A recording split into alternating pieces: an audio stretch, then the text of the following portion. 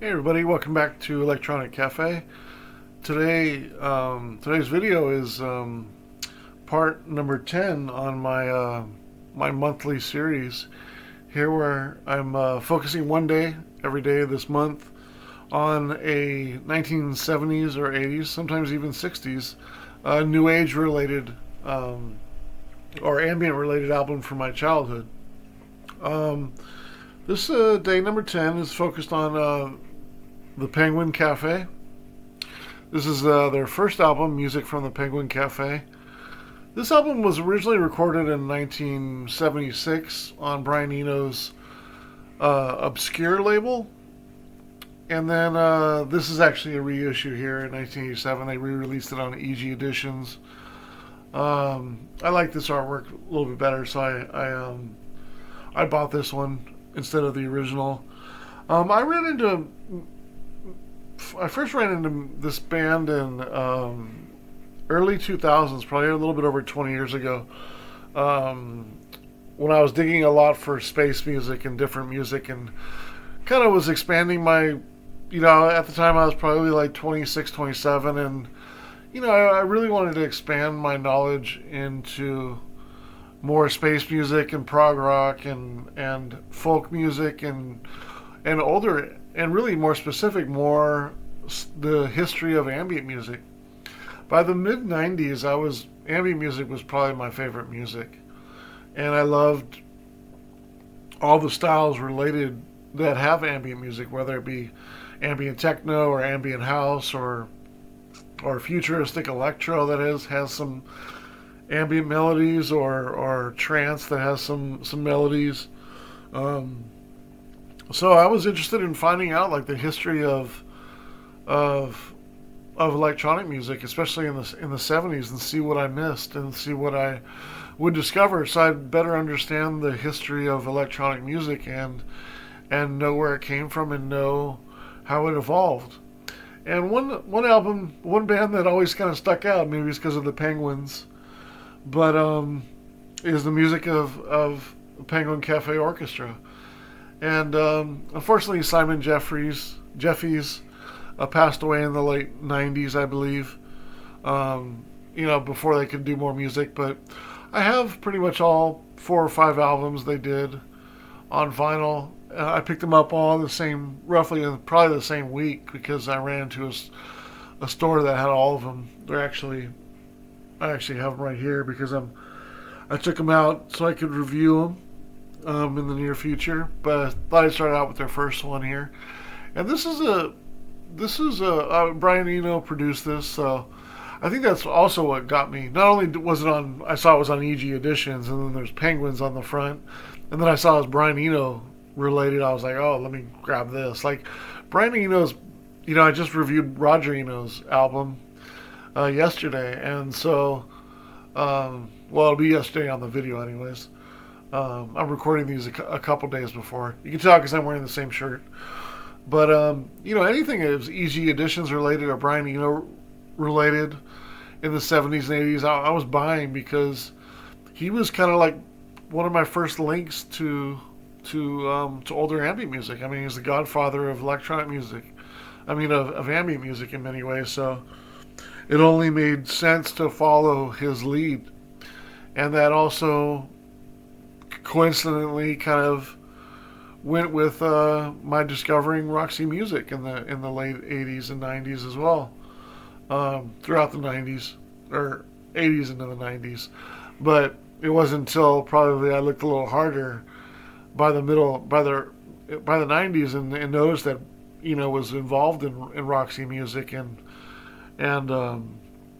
recording other bands. I mean, whether it be having Moby remix them, or getting more into minimalism, or it be, he produced U2 or what have you. But anything Brian Eno related, I was following, and that's how I, found Penguin Cafe Orchestra. And this album is it's an interesting album. It's kind of blending classical music with folk music, and there's a little bit of pop in there. It's I say that lightly, but it does kind of have some pop feelings in there. I think as you hear this entire album, if you've never played it, I think the direction of from song to song will surprise many people. Um, there's a cleverness in here that I really like. It seems to blended a lot of different styles as well. Besides folk and classical, there's also some electronic sounds in there. Some chimes, some like Pigtail. The track Pigtail has some sort of ominous sounds, a little darker, a little electronic sounds. It's a little bit more abstract. There's some electric guitar in here, some cello, some violin, piano, bass, and various other instruments as well. Um, like on the electronic piano in here as well. On I think it's the last track, right? Yeah, Shattered Flight has kind of like a electric piano in there. It's really cool. In a way, it's kind of this is one of those albums that it is a little bit hard to rate, um, as far as like the musicmanship itself. Maybe it'd be a little easier if if I played instruments, to review an album like this. Um, so what I do is I really just sit back and just try not to critique it that much and just try to see how much I enjoy it. And sometimes that's the best thing I can do when an album is a little bit outside of my league. I'm not super versed on classical music. I'm not super versed on folk music. So who am I to even give this album a review? So I take that into consideration because it's not my wheelhouse, this album. But so I try to just rate, and I didn't even rate the songs on this album. I didn't rate them individually. I just kind of rated the overall of my enjoyment of the album and kind of taking into account, what I know that's before it, what's around it in 1976. This album came out the year I was born. It's a long time ago. So I do take that into consideration, the year when it's made, and I try to do my best on the musicmanship of it and the playability of it and the abstractness of it as well, which I do like the abstractness of this album as well, and I think it balances the folk music really well and the classical. It's certainly more of a contemporary classical than your standard classical music. If I can say that, I don't know if that's fully accurate, but there's a little bit of vocals on here as well, like in a Sydney motel. That track. I really like the sound of someone you love who's going away and it doesn't matter. That's a long title. The sound of someone who you love who's going away and it doesn't matter. It's a long title. I do really like that track as well. I really like Chartered Flight, and I like a couple of the early tracks as well. But I think it's a very consistent album, and it's a kind of almost like an avant-garde folk album in a way that sort of has a classical impression and um,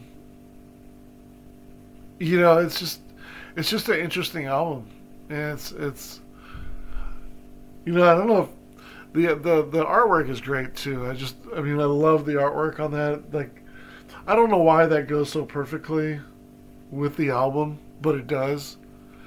Not just because of the title, but just because they're lounging, and it's almost like, because most of it is instrumental, right? If this, it's almost so. This is what I get from the artwork, right? So this penguin's real, right? This one's obviously a man with a penguin mask on, right? So you have the real, you have the imitation or the synthetic, right? So in a way, this album kind of blends classical, folk, and a little bit of avant-gardeness or uniqueness maybe even a little bit of electronic music, so the synthetic side, the fake side, and they're all lounging around. But not only are they lounging around, but it's it's in a very scenic portrait feel of something that could have been a painting from the 1800s, right? I don't know when this painting was done. Um, it says by Emily Young the painting was done, but it does give you a feeling of the artwork being very old, and so the sounds on here sort of relate a lot to the picture, and so it just goes perfectly with it. And I take that like the language barrier here between a penguin and a fake penguin, or a penguin and a man, and it looks like he's trying to talk to him, right? But probably not, because it's just open. But I feel like that lack of communication here, or them trying to communicate but they can't, kind of lends itself to the album in a strange way, because it's blending the old with the new, or it's it's trying to communicate. The old people are trying to communicate with the new generation. It's kind of a strange analogy, maybe, of that to somebody who may have heard this album and knows this album well. But like, I get that kind of feeling from this album, that there's a evolution that it's trying to point out, and I feel like it's the old and the new, because you have the old artwork feeling, you have an and then the palm tree is really odd too, right, like the palm tree, and then you have the more beachy looking umbrella.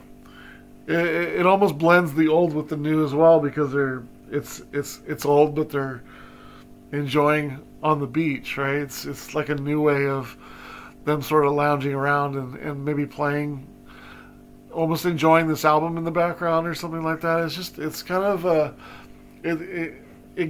it goes really well with how unique and different this album is, and how it's paced and stuff. It is kind of an album that you can kind of like put on the background and not really have to focus on too. So it goes well with EG Editions, and Brian Eno being produced on here. It makes complete sense, in the ambient side of this as well. So it's just a unique album, and it's a very different album in many ways. And again, I didn't review the songs necessarily individually themselves. Some are a minute long, some are like 11 minutes long. It's just it's one of those albums that you feel like you have to just review the entire album as one thing. And I think it's a very good album on the low side. Again, when I give please think of my scoring system as in the individual genres in the playlist that I put them in.